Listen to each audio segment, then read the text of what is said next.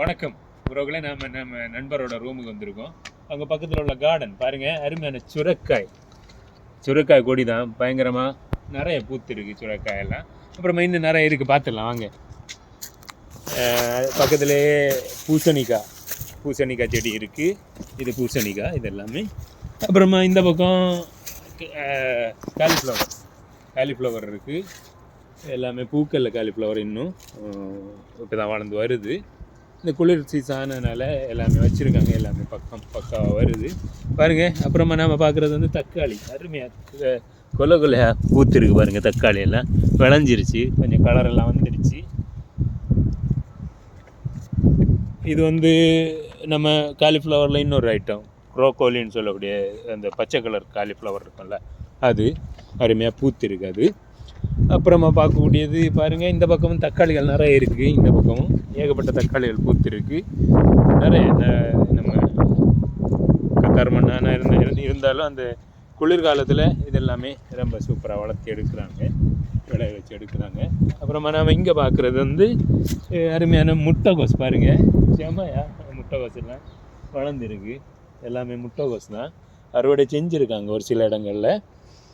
இதெல்லாமே முட்டைகோஸ் பாருங்கள். அப்புறமா நாம் என்ன பார்க்க முடியாது, கத்தரிக்காயும் சூப்பராக பூத்துருக்கு பாருங்கள். அருமையான கத்தரிக்காய் நிறைய. இதெல்லாமே கத்தரிக்காய் தான். இது வந்து என்ன செடின்னு தெரியல எனக்கு. ப்ரோக்கோலி. இதுவும் ப்ரோக்கோலி தான், பூத்து பறிச்சிருக்காங்க. அப்புறமா நாம் இந்த பக்கம் முட்டைகோஸ், அடுத்தது கத்தரிக்காய், அப்புறம் வெங்காயம் பாருங்கள். அந்த பக்கம் அருமையான வெங்காய தோட்டம் இருக்குது. இதெல்லாமே பெரிய வெங்காயம். அப்புறமா அது சின்ன உள்ளி, நம்ம அங்கே இருக்குது அந்த பக்கமாக பார்க்குறது சின்ன உள்ளி.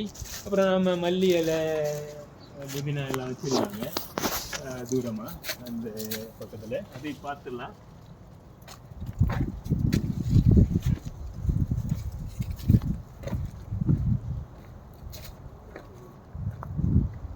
பாருங்களே, அருமையான மல்லி இலை செம்மையாக வளர்ந்துருக்கு.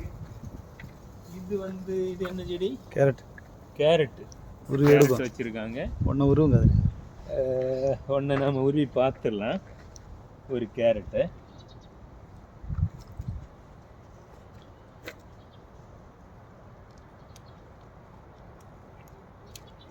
பாருங்களே, அருமையான கேரட் ஒன்று நாம் எடுத்துட்டோம். செம்மையாக இருக்கும், சாப்பிடலாம். கொஞ்சம் மண்ணாக இருக்குது, கழுவிட்டு சாப்பிட்லாம். அப்புறமா செடிகள் எல்லாம் நாம் பார்த்துக்கலாம். இந்த இது வந்து அரபியில் ஜிர்ஜர் இலை அது. அப்புறமா மல்லிச்சப்பு, மிளகாயெல்லாம் பூத்து பாருங்க. செமையா கொத்தா மிளகாய் செடி பாருங்கள். மிளகாய் செடியெல்லாம் கொத்தா பூத்து குலுங்குது பாருங்க.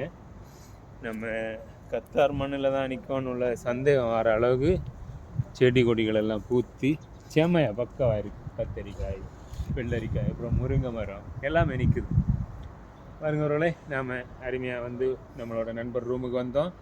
சரி, தோட்டத்தை பார்த்தோன்னு ஒரு காணொளி பதிவு பண்ணி நம்மளோட உறவுகளுக்கு பதிவிடலான்னா இந்த பதிவு. ஓகே உறவுகளே, பாய்.